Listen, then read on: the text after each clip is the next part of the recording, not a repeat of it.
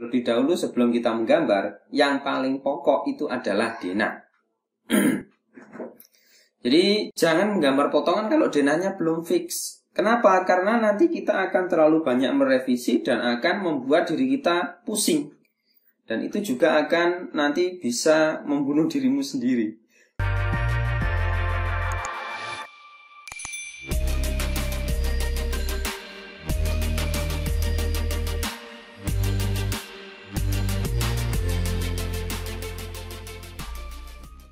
Selamat datang kembali di channel Sipilku Sipilmu. Assalamualaikum warahmatullahi wabarakatuh. Salam sejahtera bagi kita semua. Jadi hari ini saya ingin membahas urutan apa yang sebenarnya harus digambar ketika kita mau menggambar rumah. Ya, entah itu rumah tipe berapapun, yang jelas semua pasti membutuhkan urutan. Nah, kemarin ada yang tanya, Pak, sebenarnya bagaimana caranya menggambar menggunakan software AutoCAD dan urutannya yang benar itu bagaimana? Apa dulu yang harus saya gambar? Apa dulu yang harus saya siapkan? Ya, jadi terlebih dahulu yang menggambar itu terlebih dahulu sebelum kita menggambar, yang paling pokok itu adalah denah.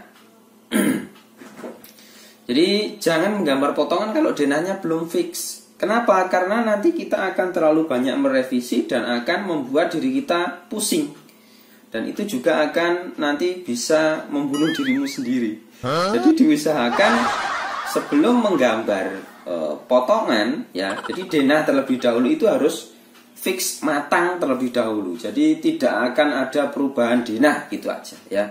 Jadi kalau denah sudah oke, baru kita lanjut menggambar potongan. Nah, yang terjadi selama ini tuh kebalik. Jadi denah belum fix, potongan langsung digambar, dimunculkan tampak. Ternyata setelah kita tunjukkan ke klien atau kita tunjukkan ke orang yang minta digambarkan, oh mas, ternyata denahnya yang ini harus ada perubahan. Ketika ada perubahan, secara otomatis tampak kita, potongan kita, semuanya akan ikut berubah. Ya, jadi yang paling mendasar itu terlebih dahulu adalah kita fixkan terlebih dahulu adalah denah. Setelah denah fix, urutannya kita lanjutkan menggambar potongan. Entah itu potongan AA, entah itu potongan BB, entah itu potongan C, tergantung potongan dan tingkat kerumitan rumah yang harus kita detailkan. Ya, karena salah satu fungsi dari potongan adalah mengetahui bentuk ruang yang mendetail di area itu. Jadi misalkan contoh rumah 2 lantai. Nah, ini jangan memasang potongan yang penting nanti ketika saya menggambar potongan atau tampaknya itu mudah. Jangan seperti itu. Kita tunjukkan tingkat kedetailan dari rumah itu di bagian-bagian yang krusial. Krusial itu maksudnya gimana? Di bagian-bagian yang sekiranya tukang atau mandor atau pelaksana ketika melihat gambar itu dia merasa bingung. Nah, disitulah kita letakkan garis potongnya. Jadi ketika garis potongnya di situ, potongannya kita buat, informasinya tersampaikan kepada mereka yang ada di lapangan, gambar ataupun pelaksanaan kerjanya akan bangunannya pun juga proses pelaksanaan pembangunannya akan lebih cepat. Kenapa? Karena nggak akan tanya ke sana, tanya ke sini. Ini tuh sebenarnya detail yang mana. Nah, semua informasinya jelas. Jadi saya ulangi, yang pertama adalah denah. Denah harus fix terlebih dahulu, jangan sampai ada perubahan. Denah, setelah itu kita gambar potongan. Jumlah potongannya tergantung tingkat informasi yang mau kita munculkan. Setelah denah, setelah dari tadi denah, potongan, setelah itu kita gambar tampak, ya. Tampak ini saya sarankan munculkan semua tampak. Semua tampak itu yang bagaimana, Pak? Tampak depan, tampak samping. Samping ini ada 2, kanan dan kiri, ya. Tampak belakang. Sekaligus kita munculkan informasi yaitu tampak dari atas.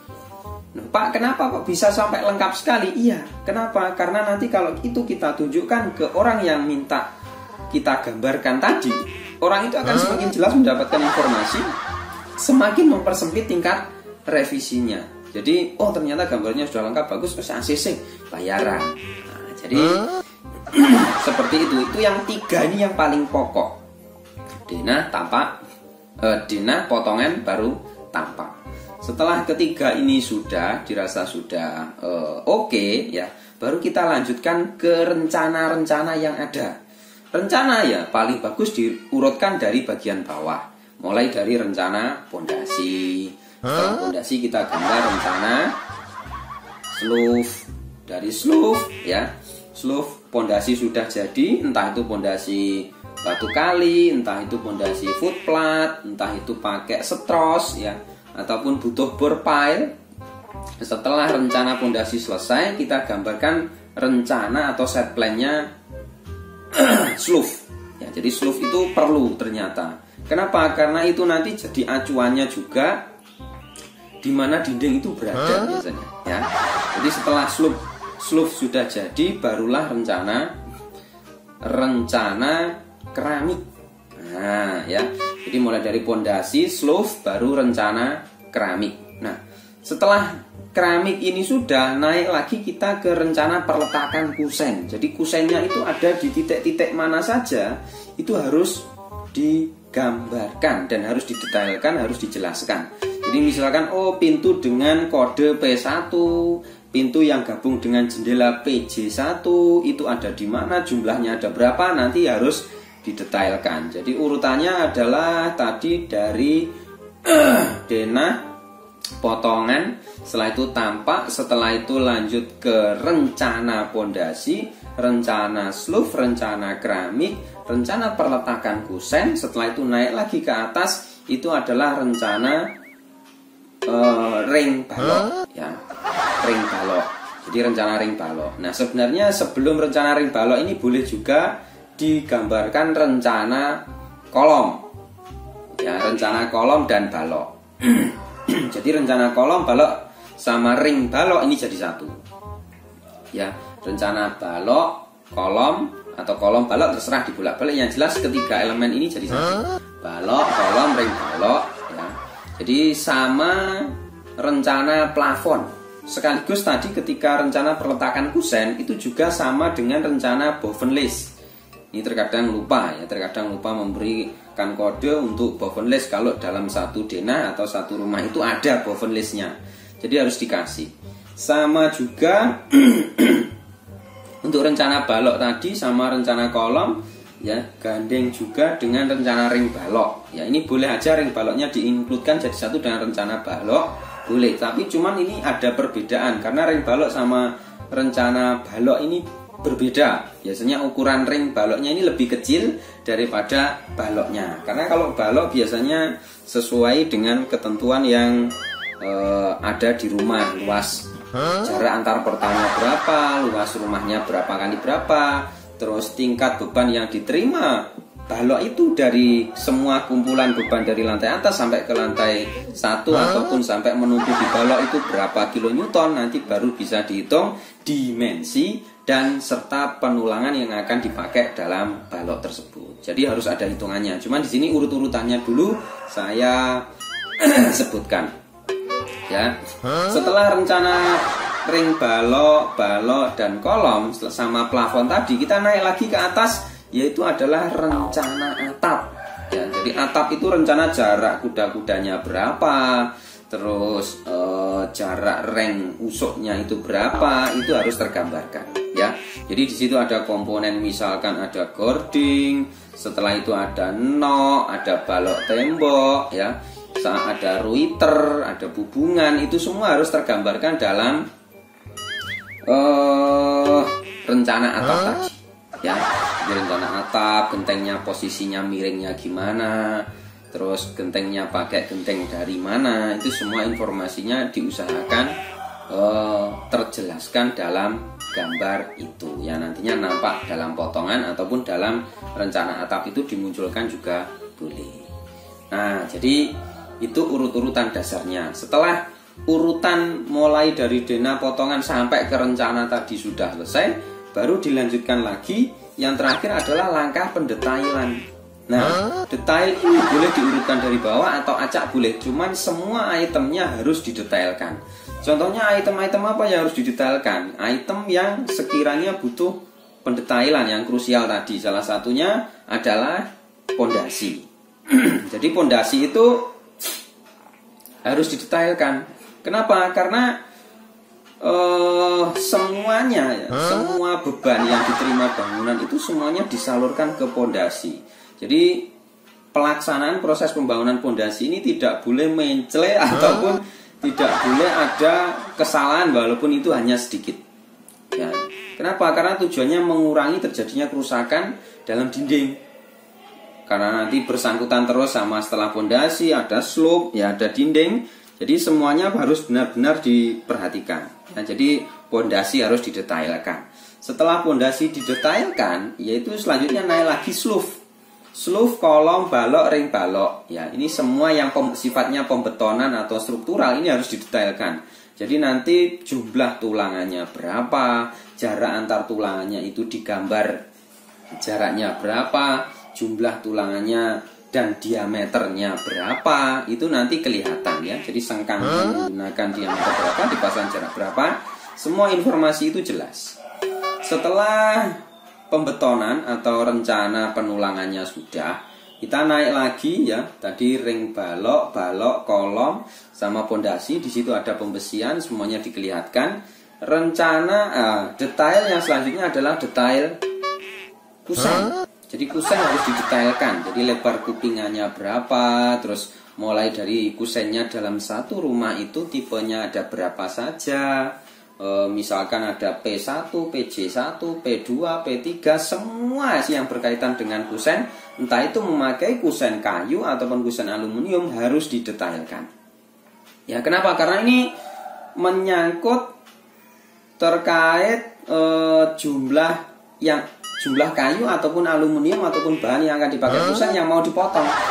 Ya, jadi semakin jelas, semakin detail ukuran yang kita munculkan dalam detail kusen tersebut, rencana kusen tersebut, tukang akan semakin alhamdulillah. Kenapa kok alhamdulillah? Tukang akan semakin merasa senang.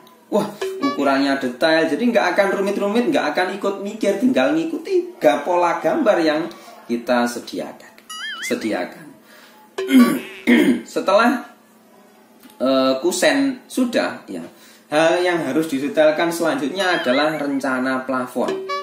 Jadi rencana plafon itu besinya itu memakai besi berapa, cover aja berapa titik itu aja. Misalkan 1 kali 2 meter di area itu di denah rencana plafonnya dilingkari, setelah itu didetailkan. Tujuannya apa? Untuk mengetahui apakah plafonnya ini memakai rangka kayu atau memakai rangka aluminium. Kalau pakai rangka kayu, misalkan kayunya pakai ukuran berapa aja, jaraknya berapa, ya. Setelah itu penutupnya plafon itu pakai apa, semua informasinya nanti akan terlihat jelas dan akan mempermudah tukang di situ atau pelaksana lapangan itu akan semakin mudah. Selanjutnya lagi adalah misalkan memakai besi, ya. Jadi memakai besinya berapa, apakah pakai besi hulu, apakah perlu pakai hanger, ya, dan lain sebagainya. Informasinya itu nanti akan nampak jelas, mempermudah pihak lapangan untuk mengerjakan proses pembangunan. Setelah dari detail plafon, kita juga harus perlu mendetailkan kuda-kuda.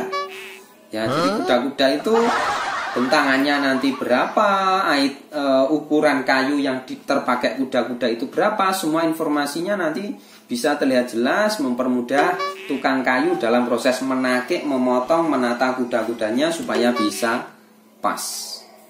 Oke, itu aja. Ini saya susun supaya bisa bermanfaat untuk semua teman-teman yang ada di dunia maya, terutama teman-teman sipilmu. Semoga bisa bermanfaat. Saya minta tanggapannya, ya. Jadi di sini kita belajar bersama.